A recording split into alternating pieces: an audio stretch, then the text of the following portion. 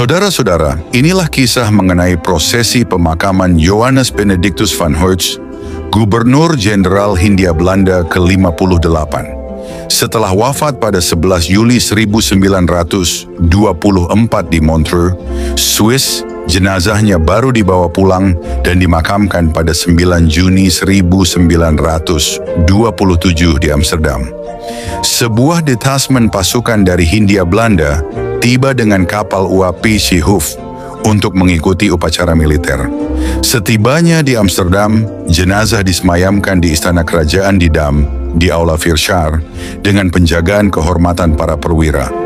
Dari istana, jenazah dibawa keluar dalam sebuah arak-arakan khidmat, diiringi Pangeran Hendrik serta pejabat sipil dan militer tertinggi. Iring-iringan bergerak perlahan menuju pemakaman Nieuwe Ooster, sementara pasukan bersenjata memberi pengawalan penuh. Sesampainya di pemakaman, regu tembak melepas salvo kehormatan. Seusai pidato-pidato perpisahan, peti jenazah diturunkan ke dalam makam dan dihormati dengan prosesi melewati pusara. Karangan bunga dari berbagai institusi, termasuk para ksatria Orde Militer Willem, memenuhi area monumen. Upacara penghormatan berlanjut di Huistenbosch, Den Haag, tempat detasmen prajurit Hindia Belanda melakukan defile di hadapan keluarga kerajaan.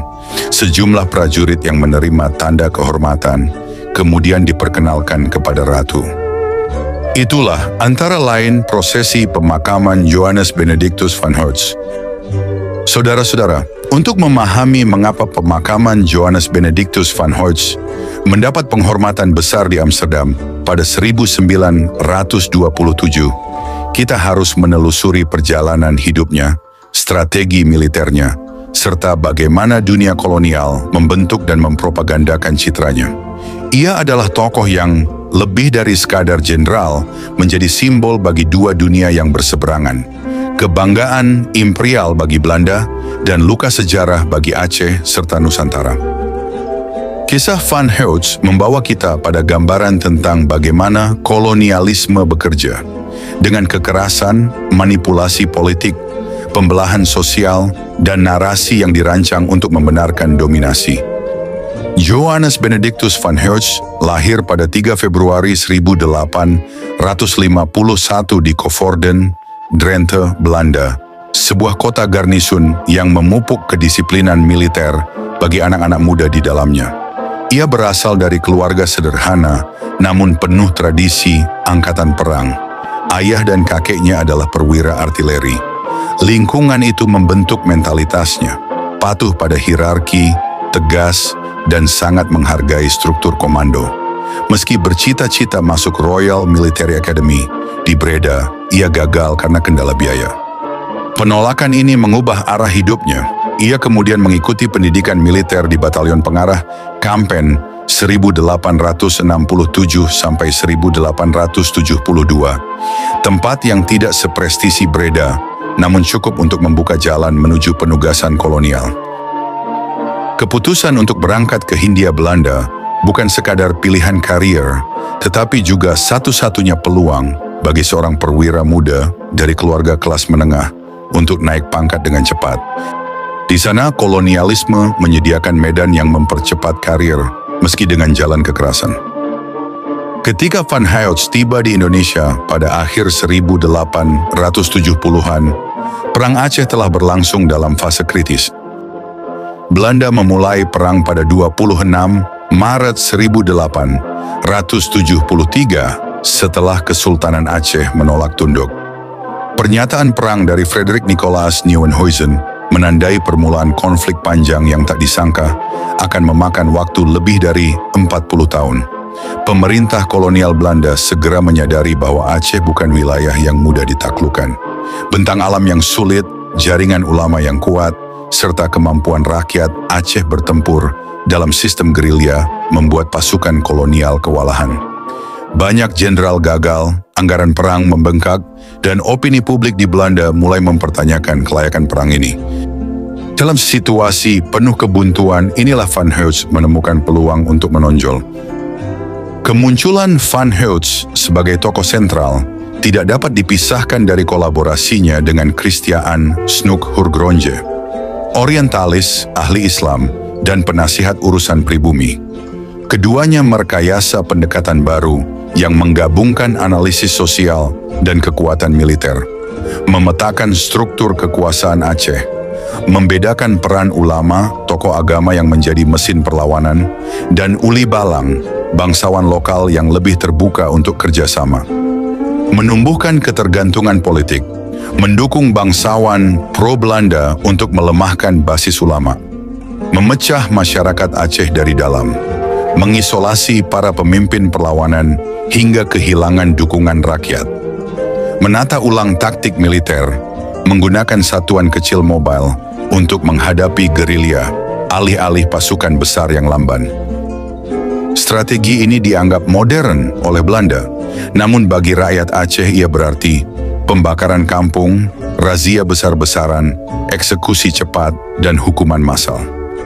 Akhirnya, Sultan Muhammad Daud Shah menyerah kepada Belanda pada 10 Januari 1903. Keputusan ini dipengaruhi oleh penangkapan anggota keluarganya serta tekanan kuat dari pasukan Belanda.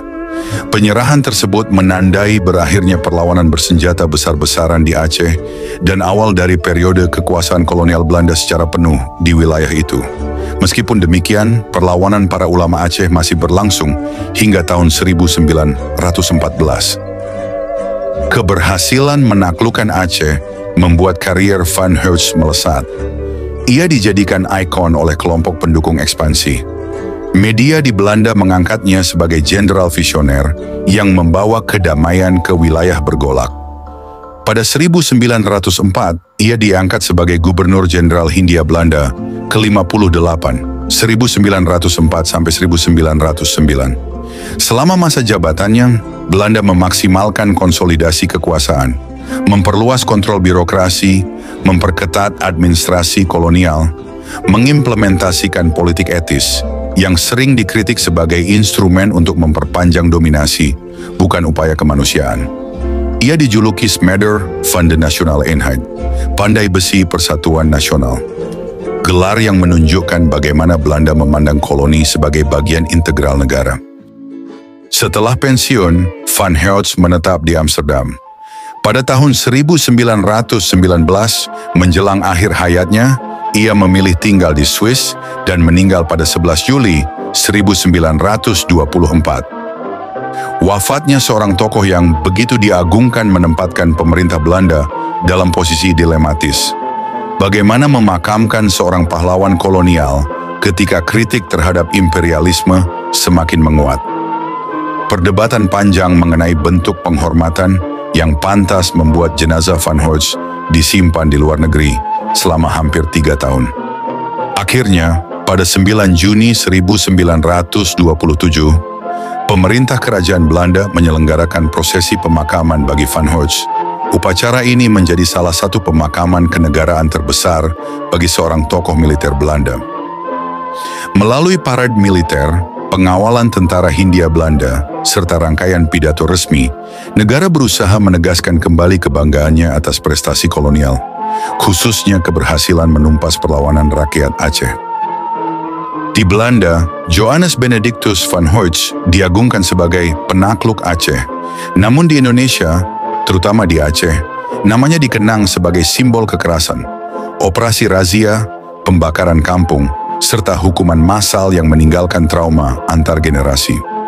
Reputasi yang kontras ini membuat warisannya terus diperdebatkan, baik melalui catatan sejarah maupun berbagai bentuk memorialisasi yang dibangun untuk mengenangnya. Nama Van Heerts diabadikan dalam sejumlah objek dan monumen, meski kerap memicu kontroversi di antaranya. Pertama, kapal Van Heerts yang diluncurkan KPM pada Maret 1926 melayani rute Hindia Belanda, Singapura, Cina. Pada masa Perang Dunia Kedua, kapal ini disewakan kepada Inggris mulai 25 Juni 1942. Setelah perang, ia kembali beroperasi hingga 1957 dan akhirnya dibongkar menjadi besi tua pada 1959. Kedua, Monumen Van Heerts di Batavia berdiri di kawasan Menteng, kini Taman Cut Meotia, sejak 1932. Dirancang oleh arsitek Wim Dudok dengan patung karya H.A. van den Einde. Monumen ini menampilkan relief yang menggambarkan penaklukan Aceh, Jawa, dan Papua. Pada masa pendudukan Jepang 1942 sampai 1945, monumen tersebut mengalami vandalisme dan pada 1947 kembali rusak akibat aksi massa. Pemerintah Indonesia kemudian menghancurkannya secara resmi pada Januari 1953 sebagai bagian dari proses dekolonisasi.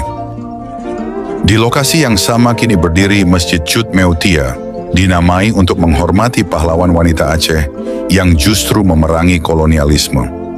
Bangunan masjid itu sendiri merupakan gedung peninggalan Belanda 1912 sampai 1922 yang kemudian dialihfungsikan pada 1950-an.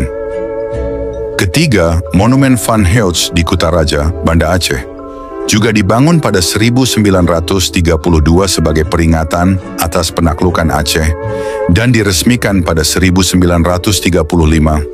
Monumen ini memiliki bentuk yang serupa dengan versi di Batavia dan berdiri sebagai simbol kekuasaan kolonial pasca kematiannya. Keempat, Monumen Van Heut di Amsterdam yang dibangun pada 1935 dengan tinggi hampir 19 meter dan dilengkapi patung perempuan yang memegang lambang hukum. Monumen ini diresmikan oleh Ratu Wilhelmina. Namun sejak awal keberadaannya, monumen tersebut menjadi sasaran kritik. Sejarawan Willeke Wendrich mencatat bahwa monumen ini segera menjadi pusat protes atas kolonialisme dan tuduhan kejahatan perang yang dilakukan pasukan Belanda. Monumen itu kemudian dipugar pada 2004 dan diberi nama baru, Monumen Belanda Indonesia, sebuah langkah simbolik untuk mendistansikan diri dari glorifikasi kolonial. Selain monumen, jejak Van Heut juga terlihat pada penamaan ruang publik dan organisasi. Jalan Van Heut Boulevard di Menteng berubah nama menjadi Jalan Teuku Umar setelah Indonesia merdeka. Sementara itu, Resimen Infanteri Van Heut yang dibentuk pada 1 Juli 1950 mewarisi tradisi tentara Knil di Indonesia dan ambil bagian dalam berbagai operasi internasional, mulai dari Perang Korea 1950 sampai 1953 hingga misi di Afghanistan sebelum dibubarkan pada 2010. Bahkan lagu Mars Van Heut karya A. van Veluwen tahun 1954 masih hidup dalam budaya komunitas Indo-Belanda dan menginspirasi lagu Ajun. Van Heut dianggap pahlawan di Belanda karena berhasil menaklukkan Aceh. Namun ia dianggap sebagai penjahat di Indonesia karena strategi perangnya yang kejam, seperti adu domba, bumi hangus, dan pembantaian yang menyebabkan banyak korban jiwa. Warisan Van Heut hingga kini tetap menjadi bahan perdebatan. Di Indonesia ia dilihat sebagai simbol represi kolonial, sedangkan di Belanda namanya terus dikaji ulang dalam konteks kritik terhadap imperialisme dan kekerasan kolonial di Hindia Belanda. Semua ini memperlihatkan bahwa memori sejarah tidak pernah statis. Ia terus dinegosiasikan oleh generasi yang berbeda. Saudara-saudara, kisah Van Heut mengingatkan kita bahwa sejarah memang sering ditulis oleh para pemenang, tetapi selalu dihidupkan kembali oleh mereka yang menjadi korban. Bagi Indonesia, Van Heut dipandang sebagai penjahat perang, sementara di negeri kincir angin ia dipuja sebagai pahlawan. Kontras itu tampak jelas dalam film dokumenter ini, yang menampilkan bagaimana prosesi pemakamannya berlangsung dengan penuh khidmat dan penghormatan. Johannes Benedictus Van Heut, mantan Gubernur Jenderal Hindia Belanda, pernah mengakui bahwa tidak ada perang yang lebih berat daripada ketika ia terjun dalam konflik melawan rakyat Aceh. Namun di balik pengakuan itu, perjuangannya meninggalkan luka yang mendalam bagi rakyat Aceh dan bangsa Indonesia. Prosesi pemakaman Johannes Benedictus Van Heut bukan sekadar upacara kenegaraan. Ia adalah simbol dari bagaimana sejarah membingkai seorang tokoh dalam dua wajah yang saling bertolak belakang. Di Belanda, jenazahnya dihormati sebagai milik bangsa, pahlawan kolonial yang dianggap berhasil menyatukan wilayah jajahan. Namun bagi Aceh dan Indonesia, nama Van Hertz melekat pada jejak kekerasan, penaklukan, dan penderitaan yang diwariskan oleh kebijakan militernya. Ketika peti jenazahnya diturunkan dan upacara berakhir, tersisalah sebuah ironi sejarah. Kemegahan penghormatan di satu sisi dan ingatan akan luka kolonial di sisi lain. Prosesi itu menegaskan bahwa setiap tokoh dalam sejarah kolonial tidak pernah berdiri dalam satu warna.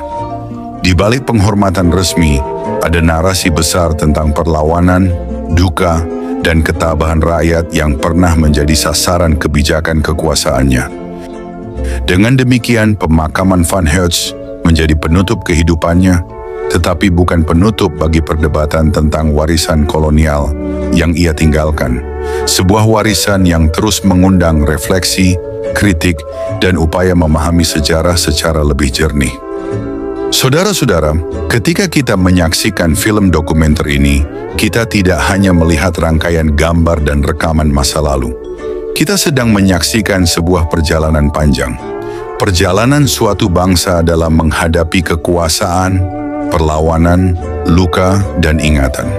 Di balik nama besar Johannes Benedictus van Huytz, yang dalam sejarah Belanda dipuja sebagai penakluk Aceh, namun di tanah Nusantara dikenang sebagai simbol represi, terhampar kisah yang lebih luas daripada sekadar riwayat seorang tokoh. Di sanalah terletak potret lengkap tarik-menarik, kepentingan kolonial, perlawanan rakyat, serta kenyataan pahit yang membentuk masa kini. Pemakaman Van Huytz yang digelar dengan kemegahan luar biasa, barisan militer, ribuan pelayat, penghormatan negara, serta kesedihan yang direkam kamera, menjadi simbol tentang bagaimana sejarah dapat membentuk citra seorang tokoh. Di Belanda, ia dijunjung tinggi sebagai arsitek kedamaian di Aceh. Namun bagi rakyat Aceh, ia meninggalkan jejak luka. Kampung yang dibakar, keluarga terpisah, dan trauma yang diwariskan turun-temurun. Disinilah film dokumenter ini mengajak kita untuk merenung lebih jauh, bahwa sejarah tidak pernah berdiri di satu sisi. Ia bukan hanya tentang pemenang atau yang dipuja, tetapi juga tentang mereka yang suaranya terhapus, yang kisahnya disisihkan, dan yang perjuangannya terpaksa bertahan dalam ingatan kolektif yang tak selalu diberi ruang. Melalui rekaman prosesi pemakaman ini, yang pada masanya dianggap sebagai penghormatan tertinggi kepada seorang pahlawan kolonial, kita dapat membaca paradoks sejarah. Bagaimana sebuah bangsa memuliakan tokoh yang di tempat lain dikenang sebagai pelaku kekerasan. Bagaimana suatu upacara dapat menyingkapkan perbedaan cara pandang dua dunia yang pernah saling berhadapan dalam konflik panjang. Namun dokumenter ini bukan sekadar rangkaian visual tentang masa lalu.